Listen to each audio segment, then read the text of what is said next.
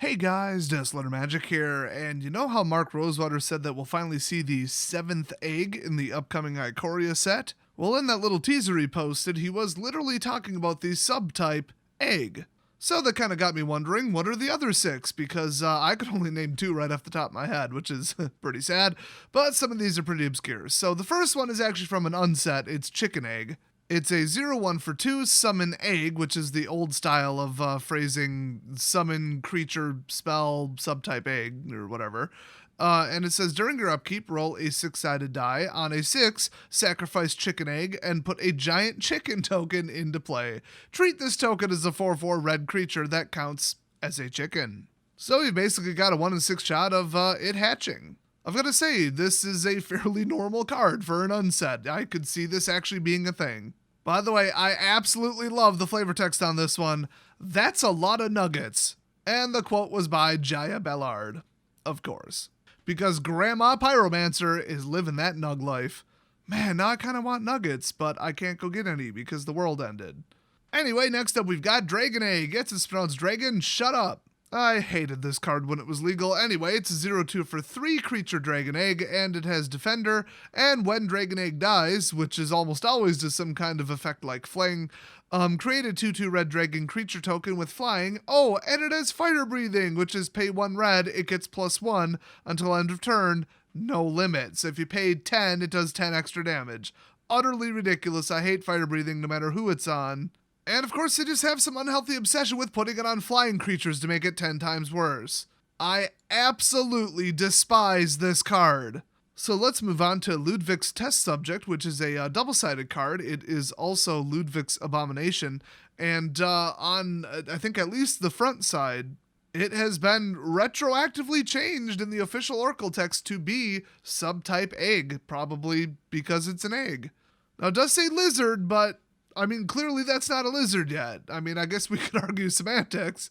But yeah, this card's pretty nuts. I mean, it's an 0-3 for 2 with Defender, and if you pay 2, you put a hatchling counter on it. And then if there are 5 or more hatchling counters on it, remove all of them and transform it. Pretty simple. So basically, 10 total mana eventually will get you a 13/13 Trampler, just a vanilla Trampler. Pretty darn powerful card, and there are a lot of other cards really similar to this.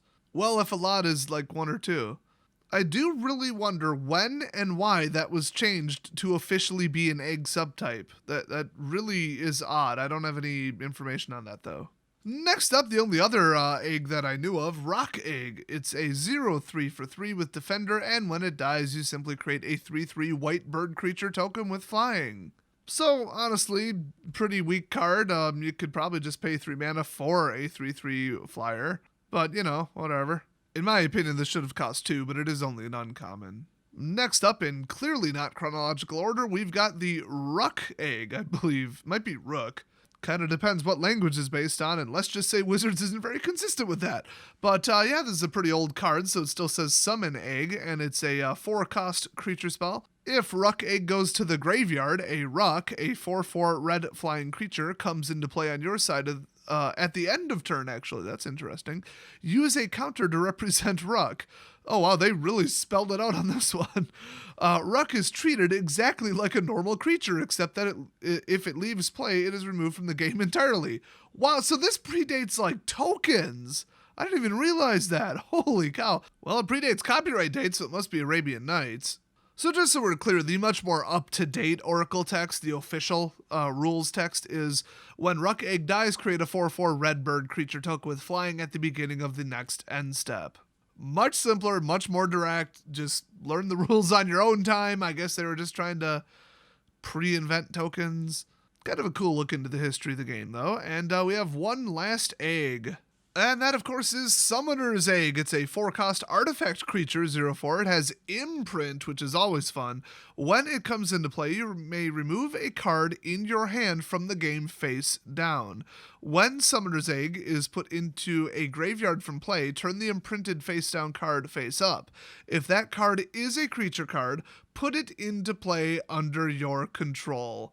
Wow, that is ridiculously powerful. I mean, this is 5th Dan. You could play this in Modern. Holy crap. So just imprint, an Eldrazi Titan level creature on it and then sack it somehow, destroy it, whatever. Ta-da, free creatures. So, I mean, that's kind of some steps. You have to have both in your hand at the same time. Not the easiest free casting combo ever, but that's kind of the point. But wow, I mean, you could hatch anything out of this. I find that actually, from a lore standpoint, completely ridiculous. So those are the 6 fairly consistent eggs that are in the game right now. It really kind of points to what the 7th one will be in Ikoria.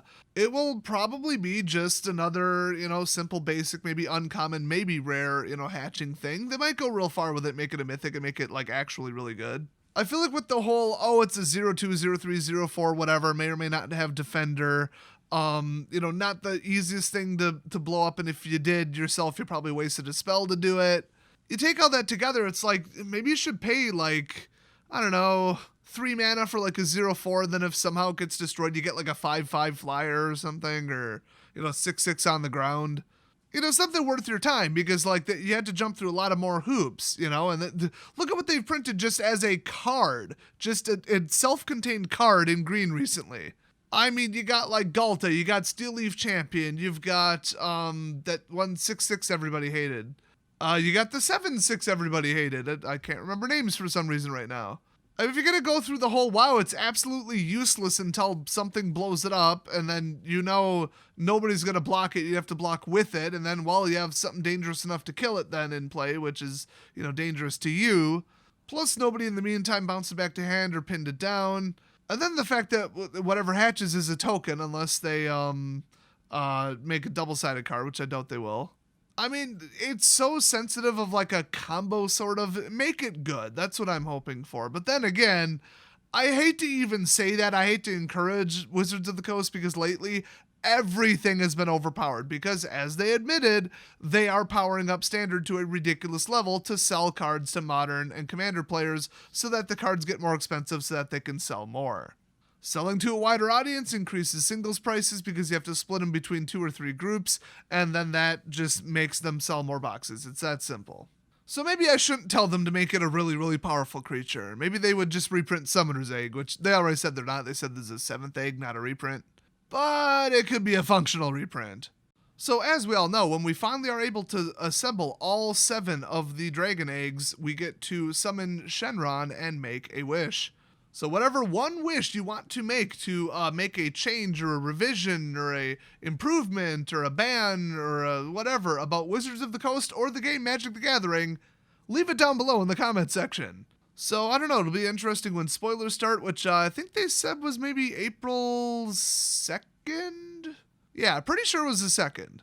So don't forget to hit subscribe to see me definitely not on April 1st, aka April Fool's Day, upload some very legitimate and not photoshopped at all Ikoria spoilers. And thanks for watching, and I'll see you guys next video. Oh, and also good news, it turns out 2 weeks ago I might have actually had corona without knowing it.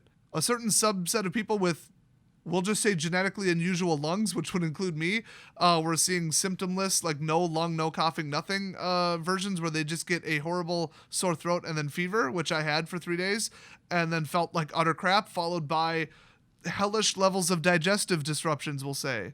I just thought I had a weird stomach flu, but it didn't feel like a flu. I've never had an illness like this. And in China, 7 out of 204 people polled said that they had that and tested positive for it as well.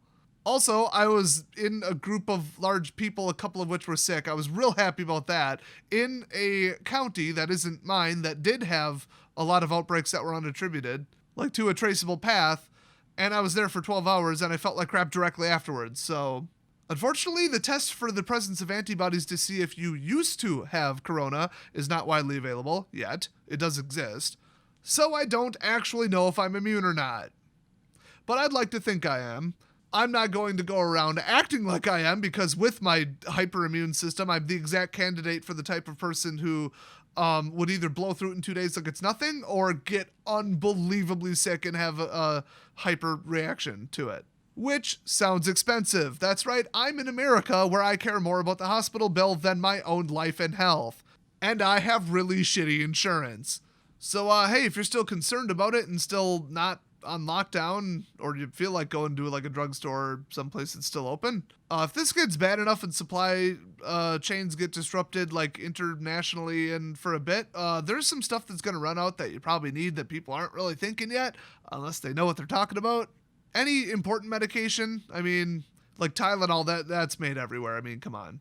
But allergy meds for this summer, a lot of them are made in China. Good luck getting those. They're on the shelf now because there hasn't been a run on them yet. There's only two things that are going to slow down Corona that we know of. One's an anti-malaria, antiviral thing, and they're not 100% sure if it's that effective. And number two is potentially the universal, hey virus, don't attach to my mucous membranes in my lung through my nose, zinc, which would be like the Zicam line of products. And there are generics. Hasn't been run on those yet because this isn't a rhinovirus, which is the one that attacks the mucous membranes higher up in your nose, which that was proven in a lab like 20 plus years ago, that zinc does work. It's like 30-40% effective at slowing it down. So I would strongly recommend picking up, a 25-pack of Zicam or a zinc cold therapy if you go with the extremely generic version. The mouth tabs are the one you want to get. The nose swabs are not the actual product anymore. They were taken off the market due to a bullshit lawsuit from idiots who had a bacterial sinus infection and somehow convinced the court otherwise. They blamed it for them losing their sense of smell.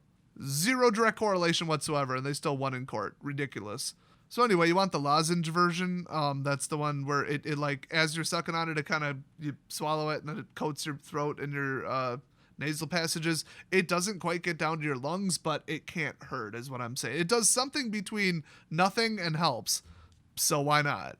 Other than that, drink some water, get some sleep, take a multivitamin, stay healthy, improve your diet, and do some exercise. So that's your health tip of the day to put this video over 10 minutes because I need the money. So thanks for watching and I'll see you guys next video.